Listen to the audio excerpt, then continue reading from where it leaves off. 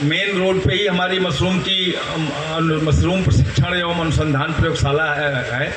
उस पर हम औषधीय मशरूमों के और खाद्य मशरूमों का बीज देते हैं और उसकी टेक्नोलॉजी के लिए हम लोग प्रशिक्षण भी देते हैं।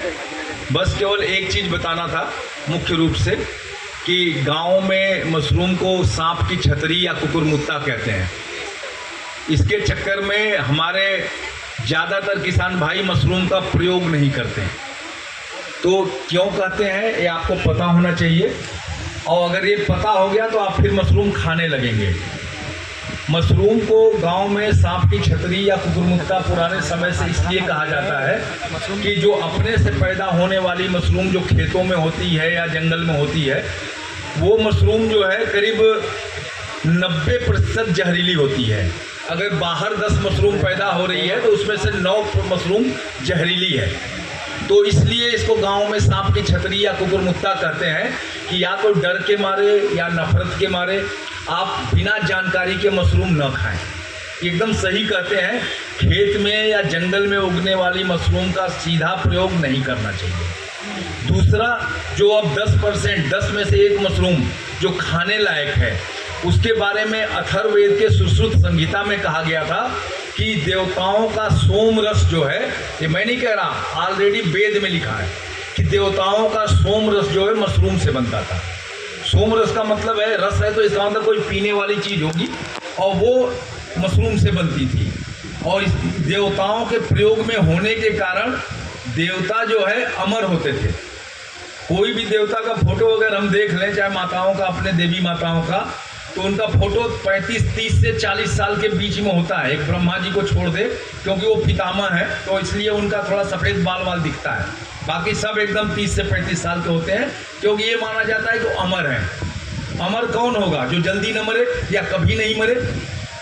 मशरूम खाने से रोग प्रतिरोधक क्षमता बढ़ती है, कई रोगों से लड़ने की ताकत मिलती है, और कई सारे जो मशरूम हैं मेडिसिनल मशरूम हैं।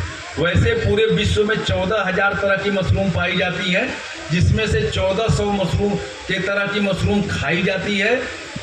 भारत में मशरूम 20 तरह की खेती होती है मशरूमों की।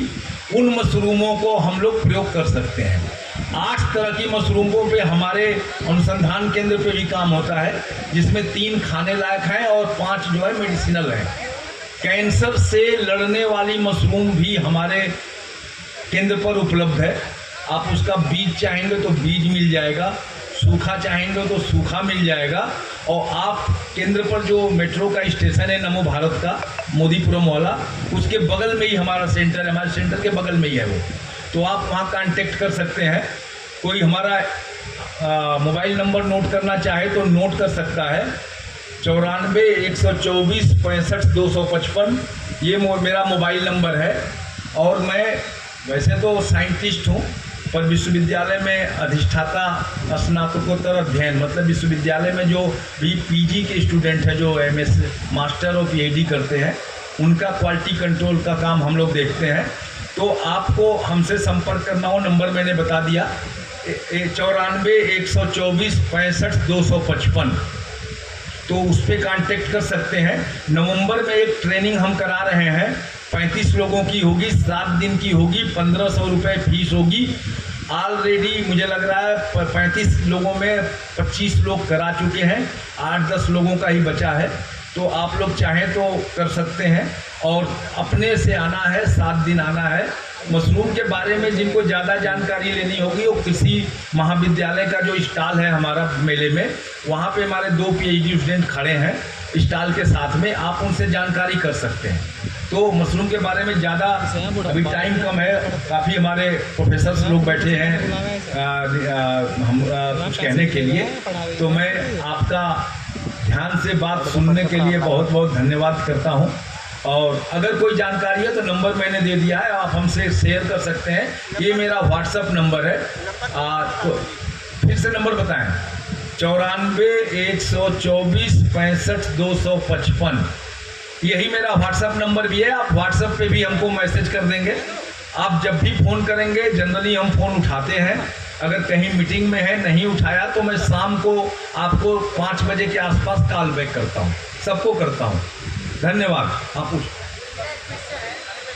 आवाज नहीं आ रही। ऐसा बाद में वहाँ स्टॉल पे मिल लियो, कोई दिक्कत ना है, नंबर तो दे दिया ना, फोन पे बात कर लियो। चलो पूछो। हाँ हाँ हो गया, ठीक। एक आदमी क्वेश्चन पूछ ले, चलिए। हाँ दे दो उसको। सर मैं ये पूछना चाहता हूँ कि जैसे जब आपने अभी बताया कि जो मुकुट वो हमारे गांव में बोलते हैं कि सांप की छतरी या कुकुर मुत्ता, उसके बारे में सर एक तो होता है कुकुर मुत्ता जैसा जो होता है कि उसकी जड़ अंदर जमीन तक नहीं जाती है, तो सर क्या वो खाने लायक सही होता है? ऐसा है, देख के आप नहीं पहचान सकते, हम भी नहीं पहचान सकते, इसलिए गांव में जो जंगल में अपने से निकले उस मशरूम को नहीं खाना है। कहीं दुकान पे बिक रहा है या हमारे जैसे किसी सेंटर से मिल रहा है तो उसी को खाइए। गलत राय किसी को आप भी मत दीजिएगा कि ये खा लो वो खा लो। बिना जानकारी के मशरूम खाएंगे तो 10 में से 9 मशरूम जहरीली होती है, तो जंगल के मशरूम डायरेक्ट नहीं खाने हैं, ठीक है? सेम उसी की एक वैरायटी और आप तुम वैरायटी की बात हमसे बात में कर लियो, ठीक है? धन्यवाद। मेरा नंबर है, फोन